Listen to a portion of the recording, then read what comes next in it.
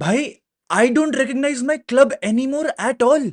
ये क्या चल रहा है हमारे क्लब में? एंड मैं एक नेगेटिव स्टैंड पॉइंट से बात नहीं कर रहा, please don't get me wrong. मैं एक पॉजिटिव स्टैंड पॉइंट से बात कर रहा हूं दोस्तों। अभी चल रहा है मार्च का महीना, 2024-25 का सीजन खत्म नहीं हुआ है। एंड यहां पर रियल मैड्रिड ऑलरेडी अपनी समर 2025 की साइनिंग सारी क्लोज करने पे तुली हुई है भाई। तीन सबसे बड़े टारगेट्स जो कि लिटरली प्रीमियर लीग के हर एक क्लब चेस कर रहा है। United were after Huijsen, if I am not wrong, Arsenal were after Huijsen, और भी बड़े बड़े क्लब्स थे that were after Huijsen, but Huijsen के फादर डॉन हॉयसन, इनकी इंस्टाग्राम स्टोरी पे तो यही नाम लिखा हुआ है उनका। He is putting up stories of Marca जहां पर रियल मैड्रिड के लिंक्स हो रहे हैं डीन हॉयसन के साथ भाई। वो लिटरली ऐसी स्टोरी डाल रहा है which is very very clear intent कि इस प्लेयर को मैड्रिड ही आना है, इस प्लेयर को रियल मैड्रिड ही आना है भाई। ये कंफर्म कर रहा है एक तरीके से भाई। And you know not just that, Martin Zubimendi की ड्रीम रही है और उसने एक बार बोला भी है that I want to join Real Madrid, I want to play for Real Madrid. तो आपके पास दो ऐसे प्लेयर हैं जिनको रियल मैड्रिड आना ही आना है, और एक ऐसा प्लेयर है जो फ्री में, मतलब ऑलमोस्ट वर्ल्ड का बेस्ट राइट बैक ही कंसिडर किया जाता है, वो फ्री में आपको ज्वाइन कर रहा है। And that is confirmed, that is sealed, it is done deal, it is here we go. ठीक है, ये सारी चीजें हो चुकी है। तो we are actually living in crazy crazy times भाई। जहां पर हम क्वेश्चन कर रहे थे कि यार पेरेस की जो स्क्वाड प्लानिंग है वो पुअर हो गई है, ये है वो है, वो सारी चीजें हट गई है ऑल टुगेदर भाई। वो हट चुकी है। तीन बहुत ही अच्छे प्लेयर्स को रिक्रूट किया जा रहा है, वो भी ऐसी ऐसी पोजीशंस पे जहां पर हमको रिक्वायरमेंट है, जहां पर नेसेसिटी है, जहां पर नीड है। और अगर आप तुम ये तीनों प्लेयर्स को थोड़ा स्टडी करोगे, थोड़ा समझोगे, तो तुम्हें ये भी रियलाइज होगा कि ये कार्लो एंचेलोटी के प्लेयर्स नहीं है भाई। ये किसी और मैनेजर के प्लेयर्स है जो यहां पर आ रहे हैं। ये हैं प्लेयर्स जाबी अलोंसो के भाई। ठीक है, ये है प्लेयर्स जाबी अलोंसो के। तो मुझे तो जहां तक लगता है जाबी अलोंसो और फ्लोरेंटिनो पेरेस की बिहाइंड द सीन्स थोड़ी कॉन्वर्जेशन हुई होगी, जो मीडिया को या तो मालूम नहीं है या मीडिया खुद रिलीज नहीं कर रही है। एंड वो कॉन्वर्जेशन कुछ ऐसी होगी कि जाबी अलोंसो ने बोला कि मैं आऊंगा, टेंशन मत लो, देर आए दुरुस्त आए, आऊंगा जरूर, लेकिन मेरे कुछ शर्तें हैं जो तुम्हें माननी पड़ेंगी। एंड उनमें से कुछ शर्तें मेरे हिसाब से मार्टिन जुबिमेंडी थी।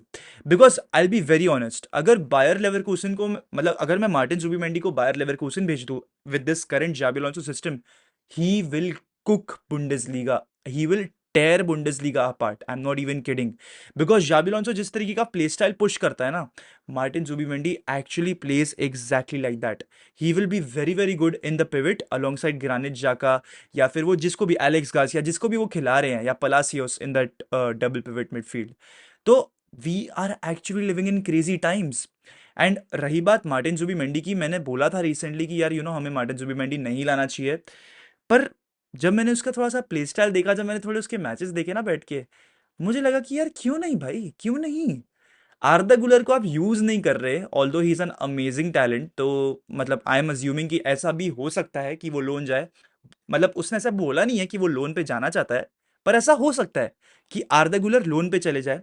Because honestly there is no point sitting at the bench for 2 season. ठीक है, अल्टीमेटली वो बंदा जो है वो रस्टी हो जाएगा एंड वो अच्छा नहीं है।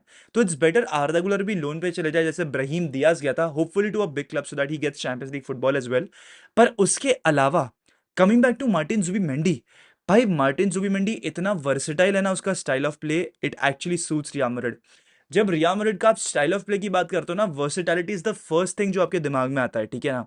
एंड मार्टिन जुबिमेंडी का जो स्टाइल ऑफ प्ले है वो भी वर्सेटाइल है, ठीक है। एंड सबसे बड़ा कंपैरिजन जो है जुबिमेंडी का होता है alongside Sergio Busquets. And जब बुस्केट्स बारसा छोड़ के गया था, Barcelona were also eyeing Zubimendi. And currently coming back to 2025, Arsenal भी बहुत ज्यादा आग गड़ाए बैठी है ऑन मार्टिन जुबिमेंडी। एंड ऐसा क्यों है मैं आपको बताता हूँ। सबसे बड़ी स्ट्रेंथ क्या है ऑफ मार्टिन जुबिमेंडी? सबसे बड़ी स्ट्रेंथ मार्टिन जुबिमेंडी की ये है that he showcases his composer, his control. And जिस तरीके से वो गेम के टेम्पो को कंट्रोल करता है भाई, वो क्रूज जितना इफेक्टिवली नहीं करता, वो थोड़ा सा मोबाइल है उस मैटर में। क्रूज जो एक स्टैटिक मिडफील्डर था, वो अपने ग्राउंड को होल्ड करने के लिए जाना चाहता था। मार्टिन जुबिमेंडी नेसेसरली वो नहीं करता, लेकिन वो अपने कंट्रोल के साथ साथ ना वो प्लेस को गाइड करता है और गेम के टेम्पो को एडजस्ट करता है। वो एक बहुत बड़ी चीज है भाई, जो कि शायद से ज्यादा प्लेयर्स इस समय है नहीं वर्ल्ड फुटबॉल में करें। And Martin Zubimendi is La Liga proven. सबसे बड़ी चीज तो ये है भाई that Martin Zubimendi is La Liga proven, Sociedad से आ रहा है। And if I am not mistaken, Xabi Alonso ने जुबिमेंडी को खेलते हुए देखा है, he knows how Zubimendi plays, ठीक है। एंड उसके अलावा जुबिमेंडी सेंट्रल डिफेंसिव मिडफील्डर भी खेल सकता है और वो नंबर 8 भी खेल सकता है, एंड एक proper deep lying play maker है, ठीक है ना। एंड उसकी जो डिसीजन मेकिंग है ना, काफी टाइम्स काफी ज्यादा प्रिसाइज रही है। तो यहाँ पर जो है रियल मैड्रिड काफी ज्यादा सॉलिड हो जाएगी, सॉलिडिफाई कर लेगी अपने आप को अगर वो जुबिमेंडी को लेकर आते हैं। एंड सबसे बड़ी स्ट्रेंथ जो क्रूज के पास थी, जो हमारे करंट सेट ऑफ मिडफील्डर्स के पास नहीं है, वेलवर्डे के पास शायद से होगी, बेलिंगम के पास भी थोड़ी बहुत है, पर कामाविंगा चुआमिनी उतने इफेक्टिवली नहीं करके दिखाते, दैट इज प्रेस रेजिस्टेंस, जो कि मॉड्रिच के पास बहुत अच्छी है और सबायोस के पास बहुत अच्छी है। जुबीमेंडी के पास भी बहुत अच्छी है भाई। Zubimendi is a press resistant midfielder, and that is where he can be the identical replacement of Martin Zubimendi. जब जब इस बंदे को आप प्रेशर करोगे वो पैनिक करेगा ही नहीं। That is the biggest strength of Martin Zubimendi. तो I will not be against the idea of getting Martin Zubimendi. और जरा थोड़ी सी स्टैट्स की बात कर ले।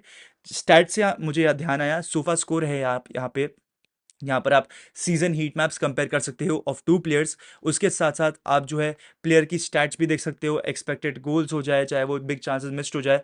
तो मैं यहाँ पर मार्टिन जुबिमेंडी और टोनी क्रूज का कंपैरिजन कर रहा हूँ। टोनी क्रूज का मैं लास्ट सीजन ले रहा हूँ इन ला लीगा, वहीं पर मैं मार्टिन जुबिमेंडी का दिस सीजन ले रहा हूँ इन ला लीगा। तो रही यहाँ पर स्टैट्स की, तो ऑब्वियसली टोनी क्रूज लीड कर रहे हैं in terms of pass accuracy. पर उसके अलावा लॉन्ग बॉल्स की अगर बात की जाए, क्रॉसेस की बात की जाए, वहां पर हमें ये क्लियरली मालूम पड़ जाता है that Martin Zubimendi is not a player जो कि लॉन्ग बॉल्स को प्ले आउट करेगा जैसे टोनी क्रूज करता था। लेकिन उसके लिए हमारे पास एक और प्लेयर यहाँ पर आ जाता है इन द पिक्चर, वो है Trent Alexander Arnold. Trent Alexander Arnold भी वही सेम चीज करता है भाई, वो लॉन्ग बॉल्स खेलना, वो चिप बॉल्स खेलना, वो पेनिट्रेटिव पासेस खेलना, वो चीज़ है आपको ट्रेंट लाकर दे रहा है। तो अगर आपके पास मार्टिन जुबिमेंडी आ जाता है इन द मिडफील्ड तो वो टेम्पो को सेट कर सकता है अलोंगसाइड ट्रेंट। तो ट्रेंट राइट बैक पे रहकर जो है गेम को स्मूदन करने को जाएगा, गेम को तुरंत स्विच कर देगा, एंड वहीं पर आपके पास जुबिमेंडी है जो प्ले को डिक्टेट भी कर सकता है। तो सोचो क्रूज इतना इंपॉर्टेंट था आपके लिए कि आपको दो वर्ल्ड क्लास प्लेयर लाने पड़ रहे हैं just to replace him, just to be at that level जिस पे आप थे पिछले सीजन भाई। इट इज एब्सोल्युटली क्रेजी भाई। अब लोगों को समझ में आ रही है कि टोनी क्रूज की क्या इंपॉर्टेंस है रियल मैड्रिड के लिए, पहले इतनी नहीं आ रही थी। उसके अलावा अगर और चीज़ों के बारे में बात करें तो भाई the guy is very good with respect to ground duels, एक बहुत अच्छी अच्छी तरीके से डुअल्स जीतता है। उसके अलावा एरियल डुअल्स भी जीतता है, he is very good aerially. बाकी पोजीशन थोड़ा सा लूज करता है, बट आई डू फील कि जब जाबी अलोंसो के अंडर खेलेगा, जब रियल मैड्रिड आएगा तो उसका गेम जो है थोड़ा एलिवेट होगा। That is what I am thinking of. उसके अलावा अगर थोड़ी सी और स्ट्रेंथ्स की बात की जाए तो डेफिनेटली भाई ball concentration, blocking the ball, aerial duels जीतना, ये सब चीज़ों में वो बहुत ज़्यादा अच्छा है। एंड अगर आप मुझसे ये पूछो that is he good as a number 8 और is he good as a CDM, I will go on to say कि भाई एज अ सीडीएम ये बेटर है मेरे हिसाब से। जितना भी मैंने इसके मैचेस सीडीएम पे देखे हैं, he has played better, and वो प्रेस रेजिस्टेंट भी रहता है। तो अगर मुझसे बोली जाए या बताया जाए या बोला जाए कि यार वेदांत भाई आप जरा ना अगले साल की मिडफील्ड बताओ, तो it will be probably Zubimendi, Bellingham and Valverde in that midfield. Because ultimately कामाविंगा को स्टार्टिंग रोल मिल नहीं रहा है, चुआमिनी को आप सेंटर बैक भी खिला सकते हो। एंड रही बात आर्दा गुलियर की, it is a very high chance कि भाई वो बेंच रहे या फिर उसको आप लोन कर दो, बिकॉज आपके पास Camavinga, Modric, Ceballos bench options अभी भी अवेलेबल रहेंगे।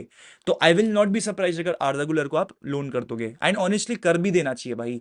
ही deserves to go on loan, he deserves to play first team football, he deserves to play high quality football भाई। बिकॉज जब जब आर्दा गुलर हमारे लिए खेलता है वो मचा कर रख देता है भाई, वो मचा कर रख देता है। तो यहाँ पर मैंने बात कर ली about Martin Zubimendi and whether he will fit at Real Madrid और नॉट। जावी अलोंसो अगर हमारे कोच बन जाते हैं इन 25-26 सीजन तो डेफिनेटली फिट कर जाएगा।